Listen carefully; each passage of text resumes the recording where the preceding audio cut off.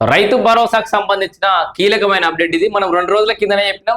మరొక 2 రోజులలో రైతు భరోసాకు సంబంధించిన కీలకమైన అప్డేట్ రాబోతుంది అని మనం చెప్పినాం. సో చాలా మంది అనుమాన పడ్డారు, నిజంగానే వస్తుందో రాదో అని చెప్పేసి. సో మనం చెప్పిన విధంగానే 2 రోజులలోనే దీనికి సంబంధించిన ప్రకటన అప్డేట్ అయితే వచ్చింది.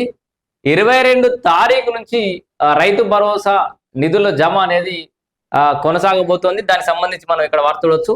22 తారీఖు నాడు సిద్దిపేట వేదికగా తెలంగాణ రాష్ట్ర ముఖ్యమంత్రి రేవంత్ రెడ్డి గారి చేతుల మీదుగా రైతు భరోసా అనేది మొదలు కాబోతుంది. అక్కడ మొదటి విడతలో 1 ఎకరం లోపు ఉన్న వాళ్ళకి ఒక 70 లక్షల మంది 73 లక్షల మంది రైతులకైతే ఈ రైతు భరోసా అకౌంట్లో జమ కాబోతోంది.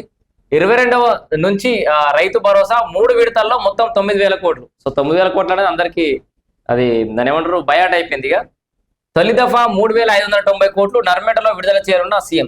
సో సిద్దిపేట దగ్గర ఆయిల్ ఫామ్ సంబంధించిన ఆయిల్ ఫ్యాక్టరీ ఉంది, రిఫైనరీ. సో అక్కడ ఎకరానికి 6,000 చొప్పున 1.50 కోట్ల ఎకరాలకు 9,000 కోట్ల రైతు భరోసా నిధుల విడుదల కాబోతున్నాయి. సో ముఖ్యమంత్రి రేవంత్ రెడ్డి ఆదివారం ఉప ముఖ్యమంత్రి బట్టి విక్రమార్క, వ్యవసాయ శాఖ మంత్రి తుమ్మల నాగేశ్వరరావు, ఆర్థిక శాఖ అధికారులతో సమావేశం నిర్వహించి ఈ మేరకు నిర్ణయం తీసుకున్నారు. సో ఆల్రెడీ అందరు కలిసి నిర్ణయం అయితే తీసుకున్నారు.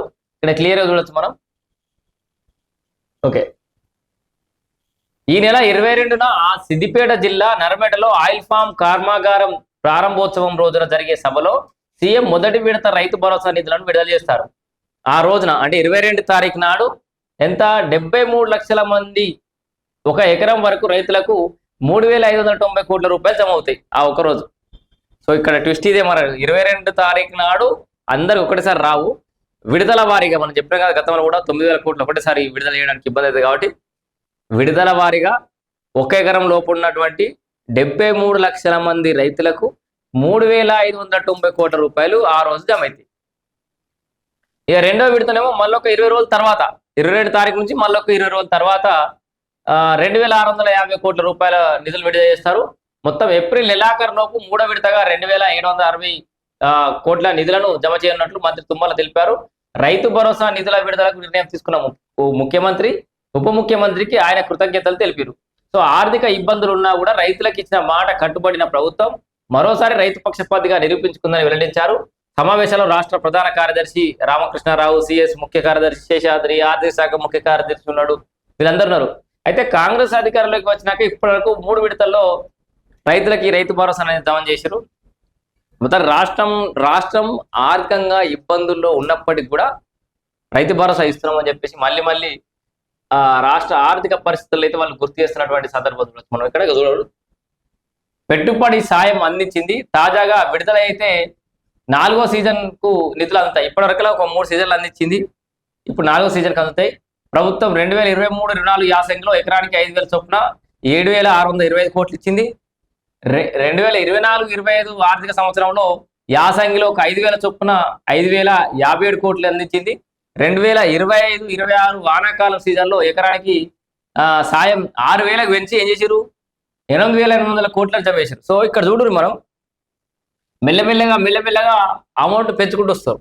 సో రాష్ట్ర ఆర్థిక పరిస్థితి బాగలేదు కాబట్టి గాడిన పెట్టడానికి విడతల వారీగా మెల్లమెల్లగా పెంచుకుంటూ ఎక్కడ ఇయ్యానో ఎక్కడ పెంచానో ఎక్కడ తగ్గించుకుంటూ మెల్లగా గాడిలో పెట్టే ప్రయత్నం చేస్తామని ఈ లెక్క చూస్తే కూడా అర్థమవుతుంది మనకి. 2023-24 ఎంత ఇచ్చారు, 24-25 ఎంత ఇచ్చారు, 25-26 కొత్త ఒక 6,000 నుంచి 8,800 కోట్లు జమ చేశారు. ఈ ఏడాది మొత్తం 73 లక్షల మంది రైతులకు 8,880 కోట్ల నిధులు అవసరమని వ్యవసాయ శాఖ నివేదించగా వారి సంఖ్య పెరిగే అవకాశం ఉందని ప్రభుత్వం 9,000 కోట్ల విడుదలకు అంగీకరించింది. ఎందుకంటే రైతులు పెరుగుతారు, భూములు లావాదేవీలు జరిగినాయి కాబట్టి కొత్త రైతులు కొత్తగా పాస్బుక్ల ఇచ్చినలకు కూడా ఇప్పుడు రైతు భరోసాలు యాడ్ అవుతారు కాబట్టి రైతుల సమక్షంలో. సో మొత్తంగా రాష్ట్రంలో ప్రస్తుతం యాసంగి సీజన్ నడుస్తుండగా మరో 2 నెలల్లో వానాకాలం కానుంది. పెట్టుబడి సాయం కింద ఈ నిధులను రైతులు ఉపయోగించుకుంటారని ప్రభుత్వం భావిస్తోంది. నర్మేటలో ఆయిల్ ఫామ్ కర్మాగారాన్ని 22న సీఎం ప్రారంభించనున్నారు. దీంతో పాటు 40 కోట్లతో నిర్మించే నూనె ఉత్పత్తుల తయారీ రిఫైనరీకి శంకుస్థాపన జరగనుంది. అక్కడే వ్యవసాయ ప్రదర్శనను ఏర్పాటు చేశారు. ఈ సందర్భంగా భారీ సభ నిర్వహించాలని ప్రభుత్వం నిర్ణయించింది. రైతు భరోసా విడుదలకు ఇదే సరైన వేదిక అని భావించి దానికి అనుగుణంగా సీఎం నిర్ణయం తీసుకున్నట్లు తెలుస్తుంది. ఎందుకంటే ఎట్లాగూ ఒక కార్యక్రమానికి రైతులకు సంబంధించిన కార్యక్రమానికి అవసరం కాబట్టి అక్కడే విడుదల చేద్దామని చూస్తారు. మొత్తానికి 9,000 కోట్ల రూపాయల రైతు భరోసా విడుదల కాబోతోంది. మొదటి విడతలో 73 లక్షల మంది రైతులకి 73 లక్షల మంది రైతులకి 3,590 కోట్ల రూపాయలు మొదటి రోజు 22 తారీఖు నాడు జమ కాబోతుంది.